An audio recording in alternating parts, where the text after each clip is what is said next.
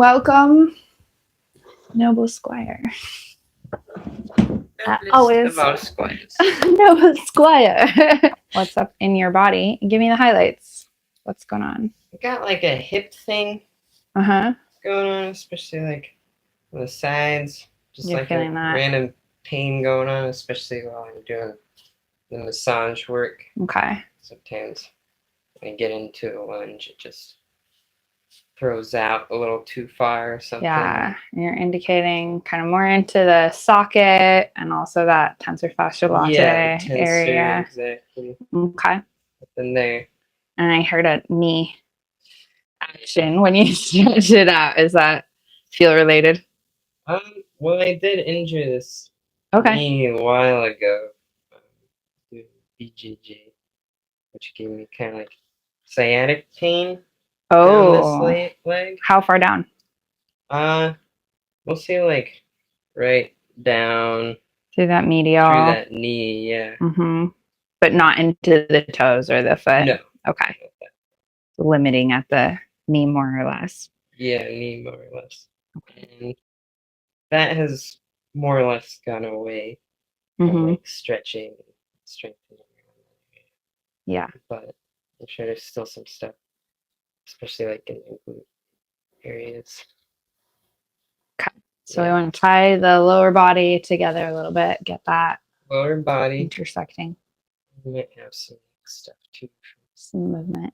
A bunch of the college work that I've been doing. Okay. All right. I will step out and let you undress to your comfort level. And I'll rejoin you. Let's go face down to start, yeah? Okay. So today I'm working with the noble Squire. He's one of my Dungeons and Dragons friends and also a massage therapist. So I'm excited to dive in and see what's up with him today. Of course, as usual, let me know if there's anything that we can adjust to keep you more comfortable and let you get into that deep state. I'm very comfortable, thank you. Excellent, good. And the temperature is great too. Good to hear. Got a fair amount of mobility in these phalanges. Toes are moving around. It's nice to get that settled. I know you spend a lot of time barefoot, don't you? Yeah. Yeah. And it was the left glute that had a little skin damage, yeah? Yeah. So I'm going to jam into that too hard. Sacrum has a nice relationship with your pelvis.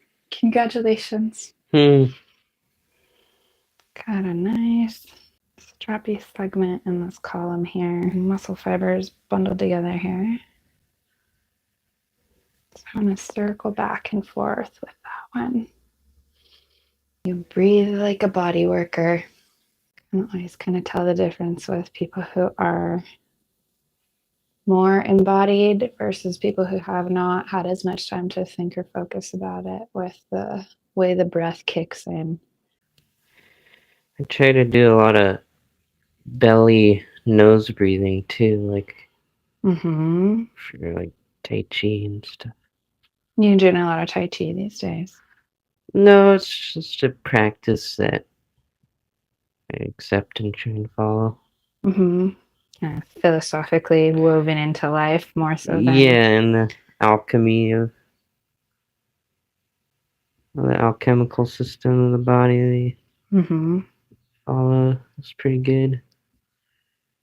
How long have you been exploring that? Philosophically, a long time now. Yeah. Yeah.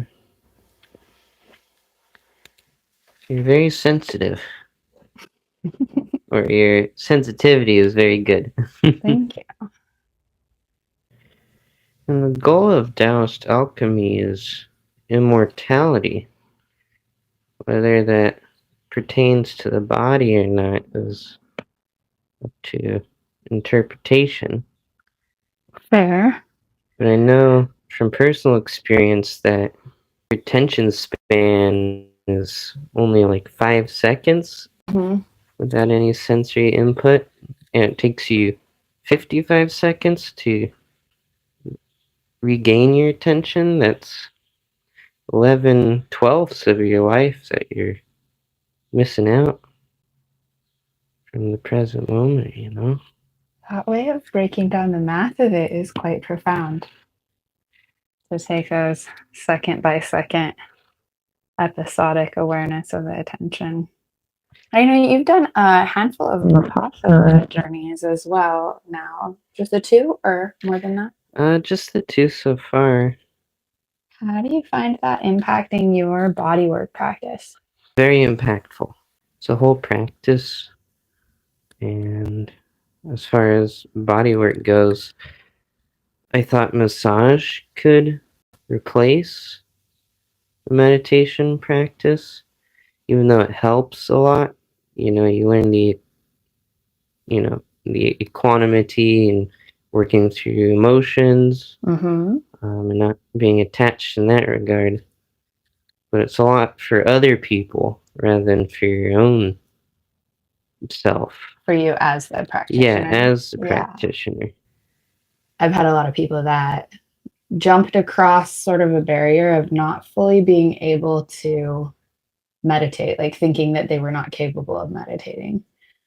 But that after they had gotten into that deeper state with the assistance of massage, then they were able to imagine what it was like and use that internal picture to guide them back into those theta brain waves, parasympathetic activity, all the good stuff. That's the, more technical description of the magic that's happening with meditation. Yeah.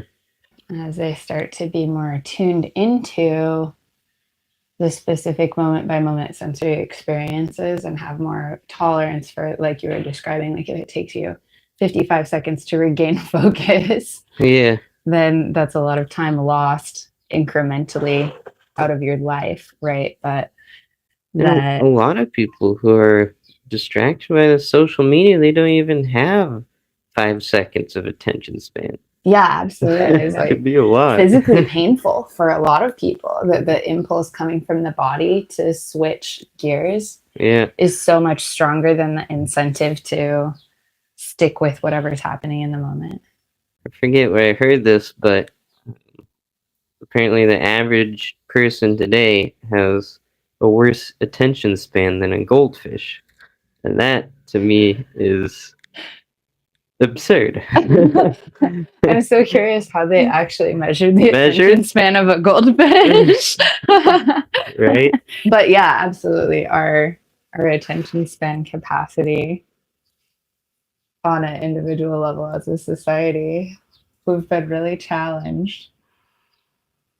So I think it's super precious for either whether I'm giving or receiving, just taking a full 60 minutes, 90 minutes, where the entire goal is to like drop into deep somatic awareness to feel the sensations of what's actually happening in the body.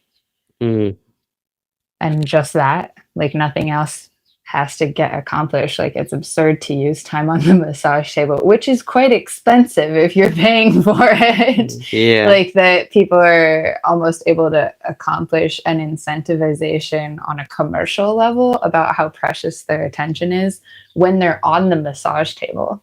That's like really hard for them to really speak to inside of themselves about other times free stuff like social media scrolling or chatting with somebody that you're not really invested in, or sure getting attention some kind of way.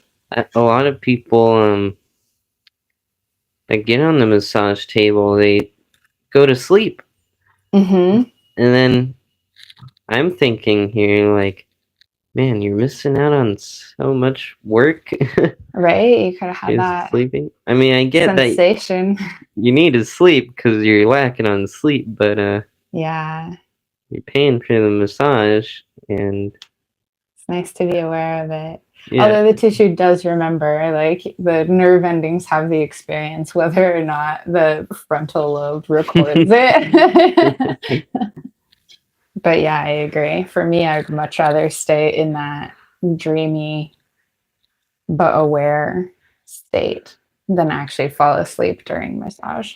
You have quite a lot of stylistic trainings at this point. What do you think you draw from the most often? Definitely the Lomi Lomi. The cool thing about the Lomi Lomi is it's less wear and tear on the hands. It works larger surface areas. It's definitely a lot of stimulation. Yeah. I've seen some wild statistics about the length of career for massage therapists. And I don't want to make it up, but I was really startled by how short the average massage therapist career was, and that what I was reading was indicating it was specifically injuries that get people out of the field most often. And I thought that was surprising. What's the most common injury? Wrists. Wrist. Yeah, carpal tunnel is the big one that gets us. I'll have to keep that in mind because without doing much research, I just thought it was thumbs because we use them so much. Yeah, definitely. Well, pressure through the thumbs definitely is going to contribute to impact on those wrist bones as well, of course. So I suppose it could be compounded from like inefficient thumb usage, but also taking too much pressure on the wrists while they're angled. I know you went to massage school with your dad. I've always been kind of curious about that. Well, growing up, we'd always kind of like massage each other for our various needs after like doing a bunch of gardening work or landscaping, whatnot. And we thought it to be a good idea at the time to go into massage school together. Nice. And we found a really great practitioner, teacher, longtime veteran, massage veteran. Her name is Janet, and she works over at Hawaii Printing here in Hilo.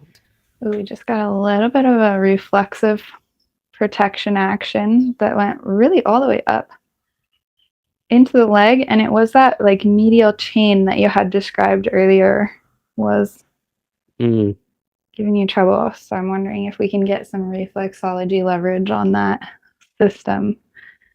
So I'll sink in on your foot while you continue your story.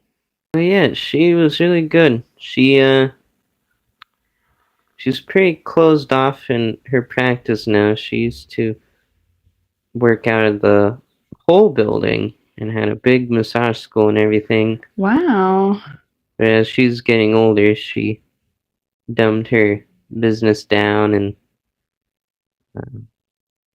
with her massage school, she only takes a few students at a time now, and all of it's mostly one-on-one training. Wow, really? Yeah. That is a nice model. That's one of the really unusual things about Hawaii for a place to study massage therapy is we're a little bit the Wild West in terms of legislation. And so some of the models that schools and instructors are using to train students are really unusual and would be like not possible financially in most other states at this point. But in Hawaii, you can get a license completely on a apprenticeship model, which makes it really accessible for practitioners who are actually quite qualified, busy practitioners to also be doing a lot of the training, versus in other places where sometimes the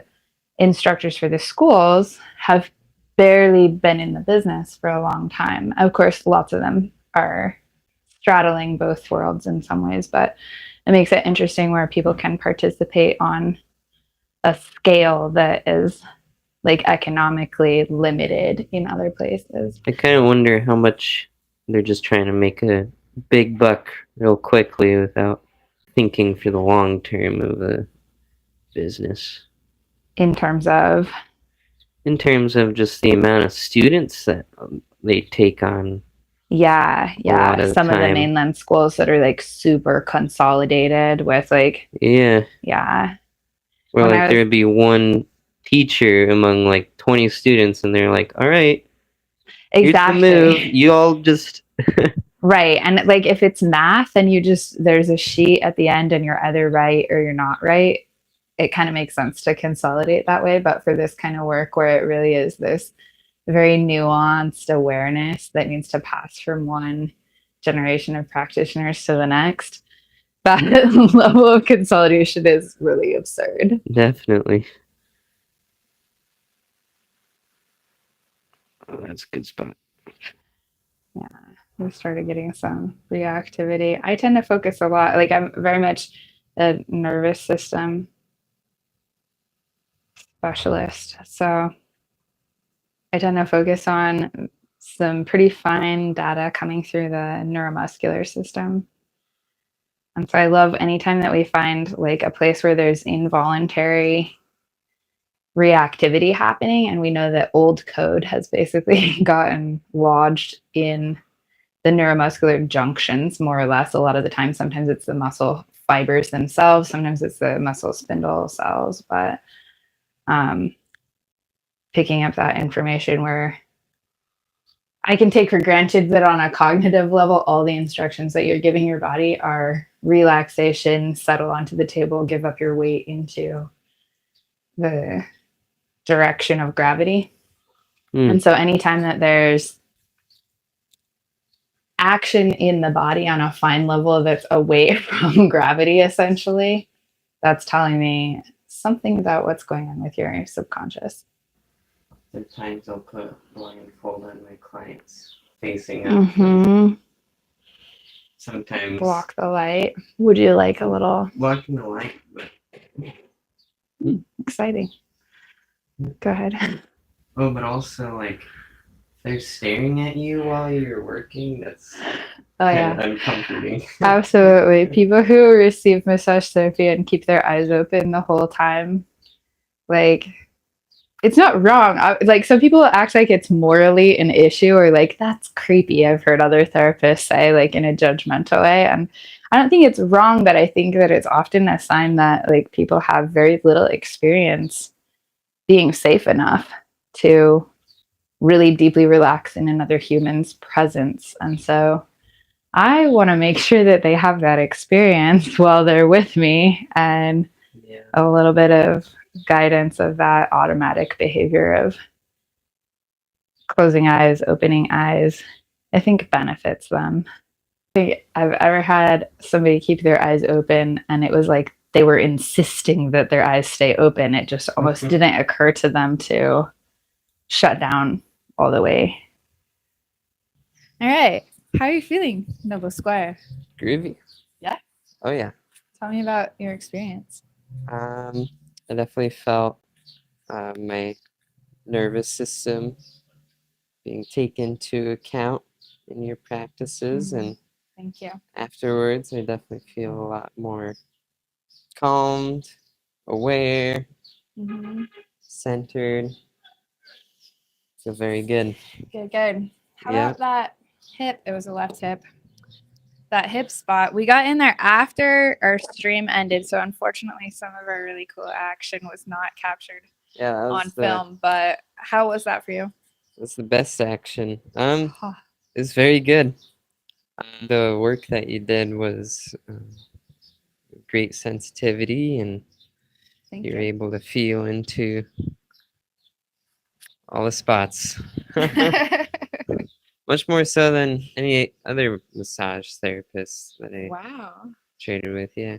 That is high praise. Thank you. Yep. I appreciate that. Hopefully. I look forward to getting on your table as well, Noble Squire. Awesome. Yeah. Excellent. We'll see how it is. Do you enjoy more the type of massage that you give, or what kind of a massage do you? That's a great question. Yeah. I really like the experience of kind of shopping around and getting everybody else's style. I feel like there's so much personality in every massage, no matter how you slice it. And so, like, I enjoyed just the feeding both nervous systems together and kind of being in that in-between zone as well. I'm tolerant of pretty deep pressure, and I do like that, like really focused flossing with the contrast of I know you do a lot of lomi, and so the like big sweeping I and love the then flossing, fine the rocking. flossing back and forth. Yeah, Yeah. exactly. Rotating through. Cool. We're going to sign off for today. Thanks, everyone, for Signing hanging off. out. And we'll see you another time. Yeah. Squire. Over and out.